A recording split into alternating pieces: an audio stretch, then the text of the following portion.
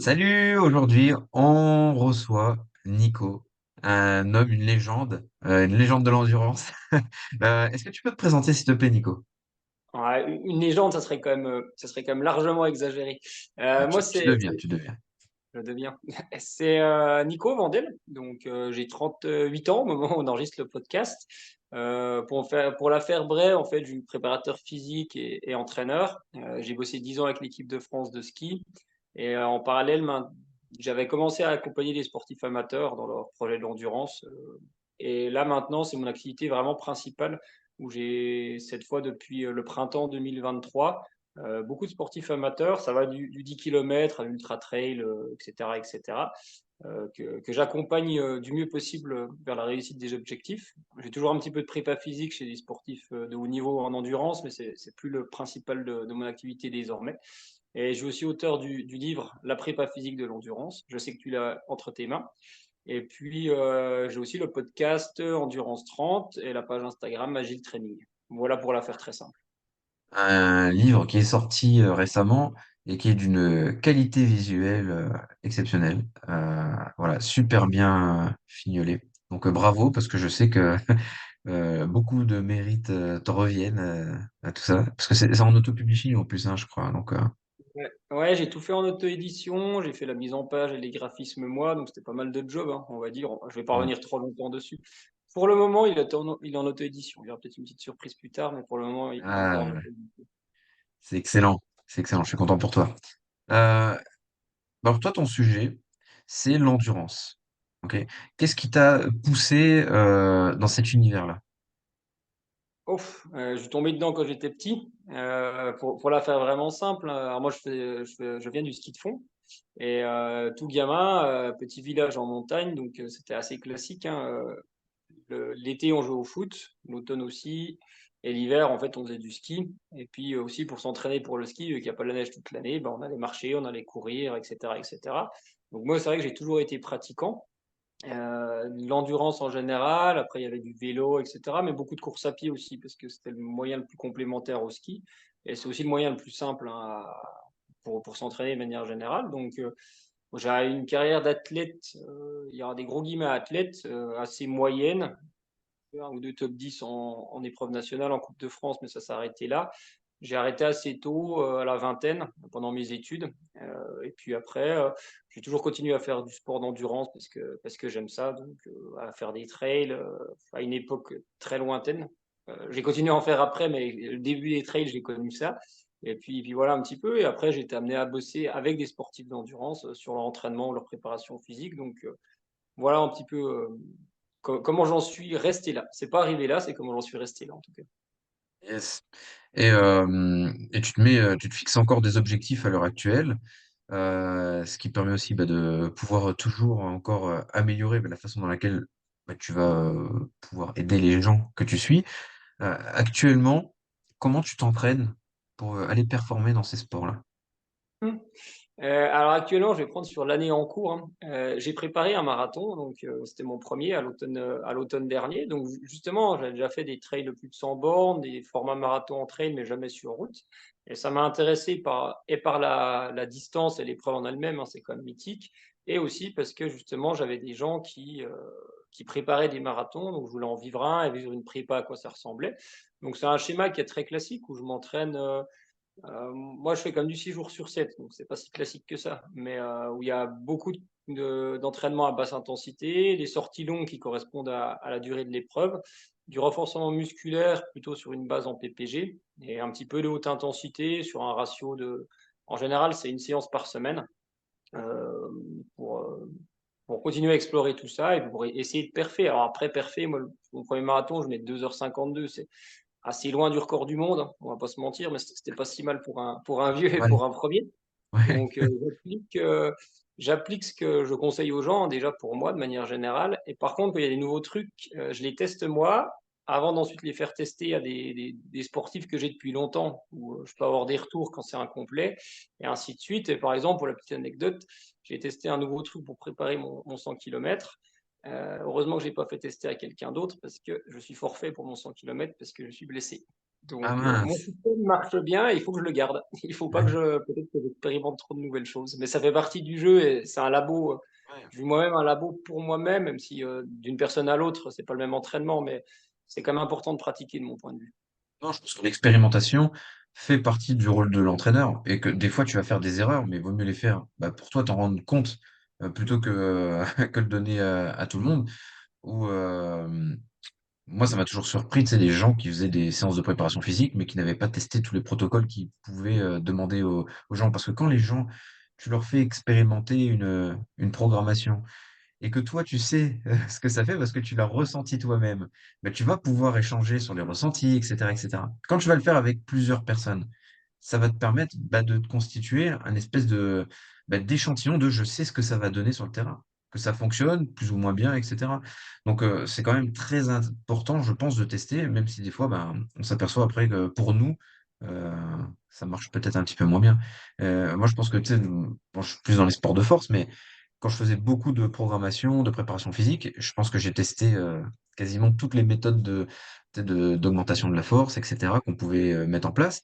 Il y en a qui m'ont pas du tout parlé, d'autres qui m'ont plus parlé. Donc forcément, bah, après, toi, tu gardes, c'est ce qui fait ta signature après. Mais si tu les expérimentes pas, ben, tu peux pas, déjà, tu peux pas les donner aux gens. Et en plus, tu peux pas avoir de retour vraiment qualitatif dessus quand les gens ils vont te parler de leurs problématiques, quoi. Ah, je crois que je t'ai perdu, Nico. Ah putain, Ah, tu m'as je t'avais, perdu. Ouais, je t'ai perdu 2 secondes là. Donc bon, ça va. Euh, expérimenté. ouais, donc je disais, oui, il faut expérimenter pour pouvoir au mieux après coacher les gens qui nous suivent. Donc je pense pas qu'il faille que tu nous expliques ce que c'était ce que tu as expérimenté si justement tu t'es blessé. Euh, mais par contre, moi, ce qui m'a intéressé là, c'est que tu dis, tu as plusieurs phases dans ta semaine d'entraînement. Tu as des phases haute intensité, basse intensité. Comment elles se présentent exactement ces phases-là? Eh ben, ça va nous amener à pourquoi je me suis blessé d'ailleurs justement. Un classique qui fonctionne bien, c'est que la plupart du temps, il faut de la fraîcheur sur une séance intensive, donc sur la séance de haute intensité et sur la sortie longue, qui est par exemple une séance intensive, avec le renforcement musculaire qui est un petit peu pour un sportif d'endurance, en tout cas amateur. C'est un petit peu de la PPG qui ne doit pas avoir trop d'impact en fait sur le reste. En gros, c'est 1 à 2 séances par semaine. Donc généralement, c'est un schéma classique en début de préparation où l'intensité elle est éloignée de la sortie longue pour être frais et sur l'intensité et la sortie longue. Et après, de temps en temps, la densité d'entraînement, c'est quelque chose qui fonctionne bien. C'est par exemple sur le week-end, avoir une intensité le samedi et une sortie longue le dimanche, ou l'inverse, pour aller un petit peu chercher des compétences différentes. Et par exemple, ce qui est sûr, c'est que ce schéma est à peu près fiable. Je peux dire que c'était le meilleur du monde et qui permettait d'être champion olympique, mais il permet de durer sur la durée, justement.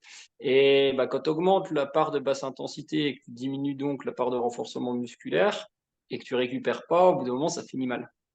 Il fallait le tester pour le savoir, donc ça permet de rebondir aussi Bah par oui. rapport à ça. Et surtout, c'est tombé sur une période, et je prends mon cas, mais ça va être valable pour beaucoup de gens, où j'avais pas mal de déplacements. C'était la période où on s'est croisé à Nevers.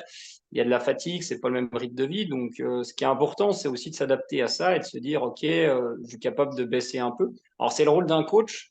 Et c'est la complication d'un coach pour lui-même en général, parce qu'on est toujours plus fort que les autres. Donc nous, on va y arriver, mais en fait, c'est pas vrai. Non. On est sujet aux mêmes règles physiques que tout le monde.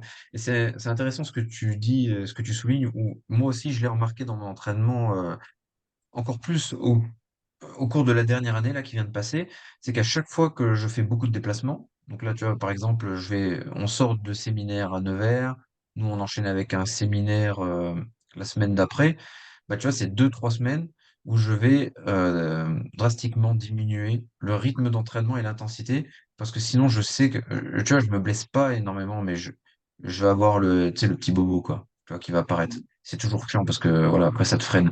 Euh, mais ça, c'est systématique. Donc, je sais que quand j'ai un gros rythme de travail, je diminue l'intensité de mon entraînement et le volume de mon entraînement.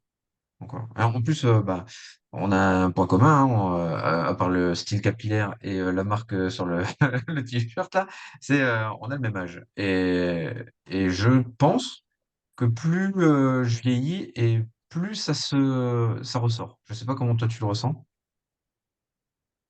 Si, clairement, c'est ça, parce qu'après, plus tu vieillis, bah, plus tu sens que. C'est sûr qu'à 20-25 ans, tu pouvais embrayer sans queue ni tête. Ça fonctionnait à peu près, hein, c'est vrai aussi. Et c'est un peu l'écueil des réseaux sociaux aussi, hein, pour faire une parenthèse dessus. C'est que je vois des choses passer, oui, effectivement, mais tu as 25 ans. Ne conseille pas ça à tout le monde parce que ça va pas tenir. Et je le vois aussi. Et il y a plein de petites choses comme tu sens que tu as besoin de plus de prendre soin de ton corps. Les étirements, on peut être pour ou contre, mais moi je sais qu'à mon âge, quand je m'étire, ça va mieux. En tout cas, je sais que quand je m'étire pas, ça va moins bien. Mais ça fait partie de rituels comme ça et je suis 100% d'accord avec toi. Et après, quand tu arrives à te préserver comme tu l'as fait ou comme je le faisais avant, tu vois, moi, ma dernière blessure, c'était une entorse il y a 6 ans. Si tu fais les choses en respectant les principes, ça marche bien. Et c'est un truc général, quand tu sors des principes, bah, ça marche plus, quoi. Ou ça marche pas longtemps. Ouais, c'est clair. Euh, Moi, c'est vrai, bon, j'ai jamais été fan des étirements, mais par contre, j'ai des méthodes qui pourraient s'assimiler au niveau des stimulations proprioceptives à la fin aux étirements, tu vois, et que je place systématiquement en fin d'entraînement parce que je sais Ouais. que ça va m'aider à mieux récupérer. Tu vois. Donc voilà, moi je fais pas mal de d'impulse training, tu vois. Bon, je rends aussi à César ce qui appartient à César, c'est Romain Cacciavenda, tu vois, qui m'a montré l'efficacité des impulses dans l'entraînement. Et donc moi je sais que ça me débloque énormément. Et maintenant, j'en suis là où je me dis, il faut que je fasse mes impulses à la fin de l'entraînement. Parce que je sais que ça Ouais. va me débloquer. Tu sais, sur la journée, déjà, quand tu fais une grosse séance, comme ce matin, je fais grosse séance de force, un peu de puissance en début d'entraînement, etc. Je sais que c'est une séance lourde, mais je fais mes impulses et je sais que ça va m'aider à être mieux sur la journée. Surtout quand je vais doubler les entraînements sur une journée comme aujourd'hui, tu vois. Donc voilà, c'est important. Et, euh, et du coup, ben là, moi, je parle de l'entraînement de la force. Quelle est la place de l'entraînement de force dans l'endurance? Ah, il y a deux cas, et c'est mon vrai cheval de bataille, hein, de mon point de vue. Et bon, pour avoir fait les deux, c'est pour ça que je vais aller pour en parler. Il y a l'objectif de performance à haut niveau, où là, si on veut vraiment perfer à haut niveau, c'est dur de faire l'économie d'un travail de force, de mon point de vue. De force ou de pliométrie, qui est un travail de force pour moi, parce que quand tu commences à être sur des hauteurs ou des sollicitations importantes, les deux sont valables, hein, ça dépend ce qu'on cherche, etc. Mais ça, c'est dur d'en faire l'économie, même s'il y a toujours des exceptions. Mais en tout cas, parce que en fait, chez un sportif de haut niveau, le facteur énergétique est déjà tellement optimisé que si on veut encore aller plus loin dans l'optimisation de la perf pure, on peut plus trop bosser sur la physio de manière générale, et du coup, il faut aller un petit peu sur le structurel, sur les coordinations. Donc, c'est pour ça que ça marche, hein, aussi chez les marathoniens élites, entre autres. Mm. Donc ça, c'est sûr on se pose difficilement la question, encore plus en ski de fond, par exemple, où là, Mm. c'est pas concevable, en ski nordique même général, de mettre quelqu'un au départ d'une Coupe du Monde sans avoir fait du travail de fort dans la saison, sinon il va aller au carton, ça c'est vrai. Même s'il y a plusieurs moyens, tu vois, il y a des écoles, les Américains sont, avec Jessie Higgins qui est la meilleure mondiale, elle c'est beaucoup à poids du corps, du gainage dynamique, des choses comme ça, mais avec une haute fréquence, j'ai l'impression de ce que je comprends. Et l'école russe va être plus sur des charges lourdes, donc, mais ça reste des sollicitations différentes de force, et là on ne peut pas en faire l'économie. Chez les amateurs, je vais plus mesurer sur un travail de force pure, mais sur une préparation physique générale, donc un travail de renforcement global du corps. Je pense qu'on ne peut pas en faire l'économie pour durer, en tout cas, ou pour bouger de manière différente, et puis pour encaisser l'entraînement. En fait, je pense que l'enjeu du renforcement chez un sportif amateur, pardon, c'est pas forcément d'aller sur l'économie de course ou sur des facteurs de pair pur, c'est juste de mieux vivre son entraînement et peut-être de mieux encaisser l'entraînement spécifique si on augmente les volumes. Donc, dans tous les cas, en fait, c'est super important. Et comme tout, en fait, ça peut être périodisé. Il y a un temps pour tout. Et, peut-être que ça peut être en fil rouge où tu en fais toute l'année. Moi, je fonctionne beaucoup comme ça avec pas mal de sportifs amateurs. Ils ont une séance par semaine, mais quasiment 52 semaines par an. Et dans Mm. d'autres cas, c'est le cas pour ma prépa marathon, chez certains autres de niveau, moi je m'estime à niveau intermédiaire, entre intermédiaire et avancé, c'est pas du haut niveau, etc. Voilà, tu vas peut-être périodiser avec des périodes où tu mets bien l'accent dessus. Après, bah, si tu remontes ton volume à pied, c'est dur de faire les deux, donc tu mets un peu de côté et tu vas le faire par petites séquences dans l'année et ça peut fonctionner aussi. Il y a un vrai intérêt, mais je pense que c'est plutôt pour la santé et encaisser l'entraînement en tout cas, de mon point de vue. Ok, très intéressant. Et, moi, j'ai eu à suivre aussi des gens qui qui préparaient des compétitions en endurance. Et, Mm. et c'est vrai que bah, ça varie en fonction du profil de la personne, Et puis du boulot aussi à côté qu'ils avaient, parce que ça aussi, c'est par rapport à un sportif de haut niveau, c'est quelque chose qu'il faut prendre en compte et on peut pas singer non plus ce que font les sportifs de haut niveau parce qu'on n'a pas la même charge mentale. Où le sportif de haut niveau, lui, quand il s'entraîne 2 fois dans la journée, c'est ses horaires de boulot et que monsieur et madame tout le monde qui va aller se challenger sur un marathon, bah, ils ont un travail à côté, ils ont une vie de famille, etc. Et pour autant, bah, il y a de plus en plus de gens qui essaient de se challenger là sur des grosses courses. On le voit sur les départs des marathons, etc. Il y a de plus en plus de monde. C'est de plus en plus sur les réseaux sociaux. Et j'ai l'impression que les gens ne se préparent pas suffisamment. Qu'est-ce que tu en penses?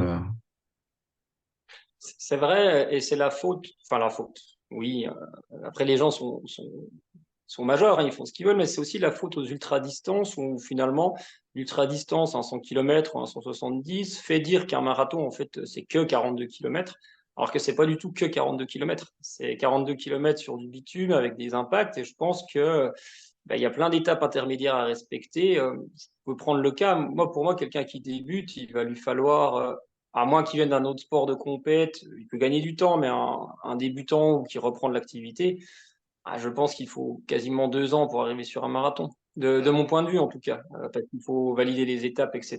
Et dans ces cas-là, le renforcement musculaire, pas forcément au début, hein, si je suis honnête. Au début, quelqu'un qui s'entraîne que 3 fois, on a plutôt intérêt à le faire courir 3 fois.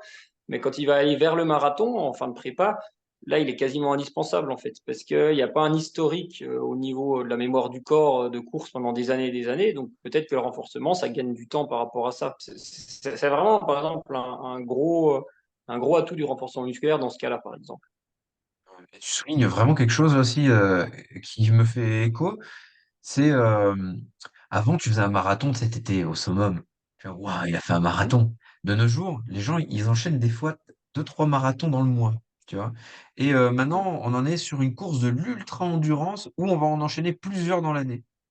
Euh, Est-ce que, selon toi, on n'est pas dans une forme de dérive? Est-ce que c'est pas une forme aussi, tu sais, d'anxiété sociale de toujours prouver plus aussi aux gens? Je sais pas si tu as un avis là-dessus. Si, je pense aussi, parce qu'après, il faut pas occulter le plaisir de courir, par exemple. Enfin, on parle de course à pied, mais à la base, c'est aussi pour ça que la plupart d'entre nous, on fait du sport, et je pense même les sportifs de haut niveau, c'est qu'ils ont, à la base, ils aiment courir. Et cette course vers l'avant, c'est un peu une fuite en avant, et notamment avec les ultra-distances. Et j'ai eu le contact, il y a quelqu'un, il y a pas longtemps, qui me dit, moi, un jeune influenceur, je vais faire l'UTMB dans 2 ans. Et en fait, je lui ai dit, bah, ça sera pas avec moi. T'as jamais couru, déjà, faut être tiré au sort. Donc, il va peut-être falloir 5 ans pour que ce soit tiré au sort. Mais même dans le projet, pour connaître des gens, moi, c'est pas mon truc, un truc aussi long, justement, mais pour entraîner des gens ou accompagner des gens qui font ça, il faut du temps. J'ai un copain, il a mis 10 ans à faire son UTMB parce qu'il a construit pierre par pierre. Et puis, c'était très bien comme ça. Et même dans ces 10 ans, il a laissé quelques plumes, même si c'est plutôt bien géré. Et oui, on va avoir l'impression que 100 km, c'est rien, etc. Mais un marathon, ouais, c'est pas pour rien que les meilleurs, ils en font 2 par an, peut-être, trois. Alors, il y a peut-être des exceptions à 4 ou 5, hein, mais parce qu'en fait, c'est un marathon ou n'importe quelle course, c'est une préparation. Donc, tu vis ta prépa, tu fais ta course, tu en récupères. Et c'est même aussi important. Et, tu vois, c'est ça qui est rigolo, moi, pour avoir fait plus de 100 bornes en trail et un marathon c'est le même sentiment. J'ai pas trouvé le marathon le plus facile et j'avais plus peur du marathon d'ailleurs de base, parce que le bitume aussi, c'est pas mon truc, mais c'est la même chose. C'est un investissement, tu te prépares enfin, c'est un vrai chemin que tu fais et ça, je pense que les gens, il faut qu'ils le gardent en tête et il faut qu'on se dise tous que, à part nos potes et nous-mêmes le jour J, c'est cool, mais personne va retenir qu'il en a fait 3 dans l'année ou que tu en as fait 4. Ouais. Tu vas juste retenir que tu as fait ton marathon, tu t'es éclaté et c'est important aussi.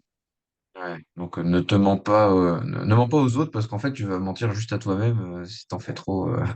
Ok, savoir s'écouter. Nickel. Bah merci beaucoup Nico pour cette intervention. Si les gens veulent te retrouver, ils te retrouvent comment? Et s'ils veulent avoir ton livre, cette pépite Voilà. énorme.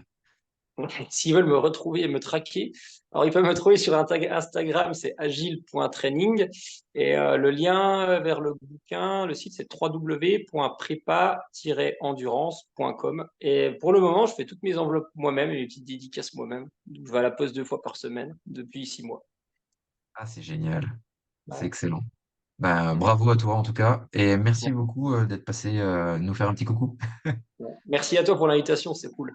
Bah, avec plaisir. Merci. À plus. Salut.